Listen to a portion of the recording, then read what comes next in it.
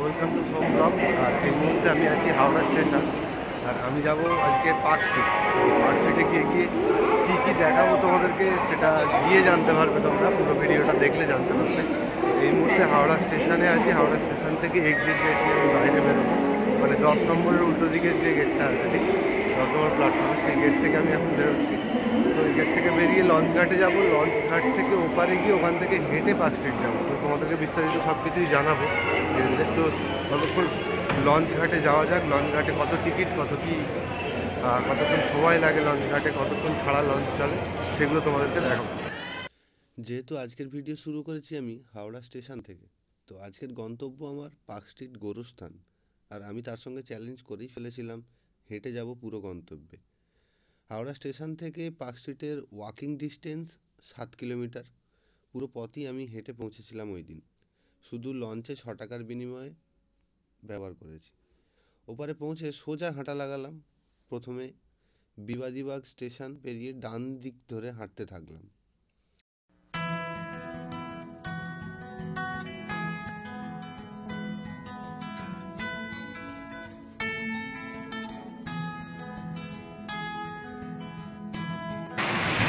যেমনটা বললাম, আমি হেঁটে হেঁটে পার্ক স্ট্রিট যাবো। তো এখন এই মুহূর্তে আছি সেন্ট জনস চার্চের পাশ থেকে আমি হাঁটছি। আর হেঁটে হেঁটে এখন যাবো হচ্ছে তোমার ধর্মতলা ইডেন গার্ডেনের পাশ থেকে। ইডেন গার্ডেনের পাশ থেকে হেঁটে গিয়ে তারপর পার্ক স্ট্রিট যাবো। পার্ক স্ট্রিটে গিয়ে আজ তোমাদেরকে দেখাবো। আমি হাঁটতে হাঁটতে চলে এসেছি কলকাতা রাজভবনের সামনে। তো তোমার কিন্তু রাজভবনটা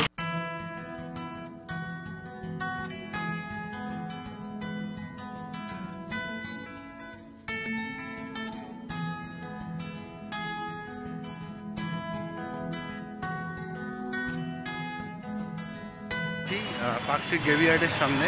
তো তোমাদেরকে এবার গ্রেভিয়ার্ডটা দেখাবো এবং গ্রেভিয়ার্ডের কত টিকিট আর কতক্ষণ থাকতে পারবে সেটাও তোমাদেরকে আমি জানাবো। তো চলো, এই হচ্ছে আমার পেছন দিকে গ্রেভিয়ার্ডের গেট। এই পাশে টিকিট কাউন্টার। আর টিকিট কাউন্টার হচ্ছে উইথাউট ক্যামেরা হচ্ছে 20 টাকা, আর ক্যামেরা সঙ্গে থাকলে 50 টাকা দিয়ে এন্ট্রি করতে হবে। তো চলো আমরা টিকিট কেটে ভেতরে ঢুকে যাবো। ভেতরে ঢুকে পড়েছি। আর ভেতরটা খুব শান্তশিষ্ট পরিবেশ। আর চারিদিকে তোমরা দেখতে পাবে, চারিদিকে স্তম্ভ করা আছে। এটা অ্যাকচুয়াল খ্রিস্টানদের গ্রেভিয়ার্ড বলা হয়। খ্রিস্টানদের কবরস্থান অথবা গোরস্থান যেটা বলা হয় সেটাকে বলা হয় গ্রেভিয়ার্ড।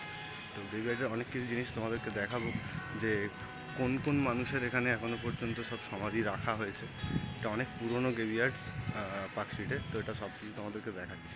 সাউথ পার্ক সেমিস্ট্রি হলো কলকাতার একটি খ্রিস্টান কবরখানা। এটি অবস্থিত মাদার টেরিজা সরণিতে। মাদার টেরিজা সরণির আদি নাম ছিল পার্ক স্ট্রিট। সেই অনুসারেই এই কবরখানার নাম করা হয়েছিল। উল্লেখ্য আছে, এই কবরখানার অবস্থানের জন্য পার্ক স্ট্রিটের আদি নাম ছিল বেরিয়াল গ্রাউন্ড রোড। এই কবরখানা স্থাপিত হয়েছিল 1767 সালে। এখানে 1600 কবর এবং সমাধিসৌধ আছে।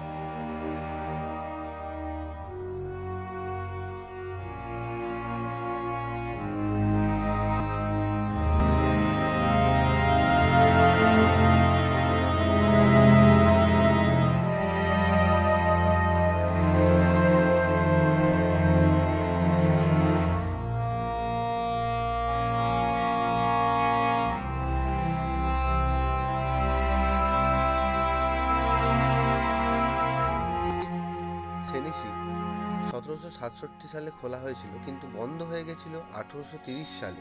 এখন আর্কিওলজিক্যাল সার্ভে অফ ইন্ডিয়া এটির রক্ষণাবেক্ষণ করছেন। গোরস্থানে সাবধান চলচ্চিত্রের শুটিং এই কবরখানাতেই হয়েছিল।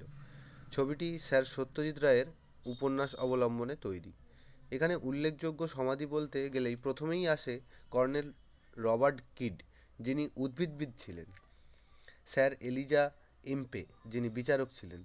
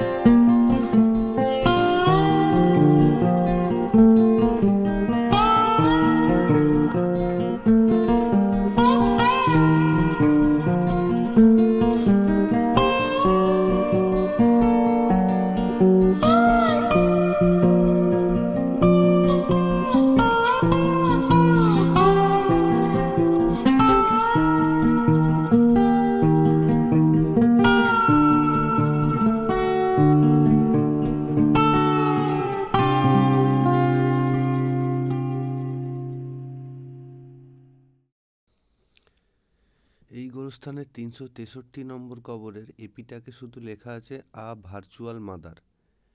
এই কবরের সমাধিস্থ ব্যক্তির কোনো নামের উল্লেখ আজও পাওয়া যায়নি। এই যে এইখানে নামটা মোটামুটি তবু পড়া যাচ্ছে, ক্যাপ্টেন জন অ্যান্ড্রে কেলস্ট, ওনার স্তম্ভ এটা। তো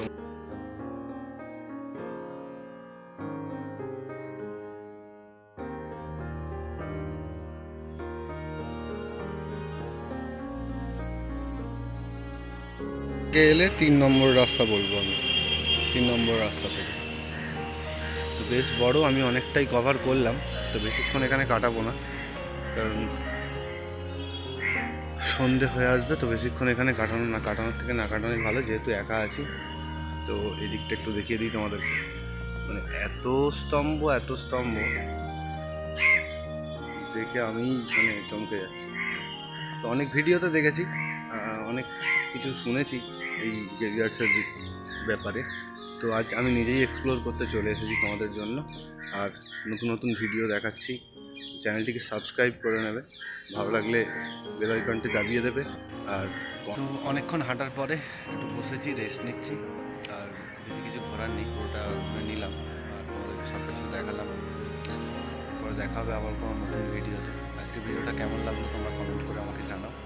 আর অনেক ভিডিও আসছে, আর পার্ক স্ট্রিট পুরো সেজে উঠেছে বলতে গেলে 25শে ডিসেম্বরের জন্য। তো অনেক কিছু তোমাদেরকে আরও অনেক কিছু দেখাবো। তো আজকের মতো এখানে ভিডিওটা সমাপ্ত করছি, আর দেখা হচ্ছে তোমাদের সঙ্গে পরবর্তী ভিডিওতে।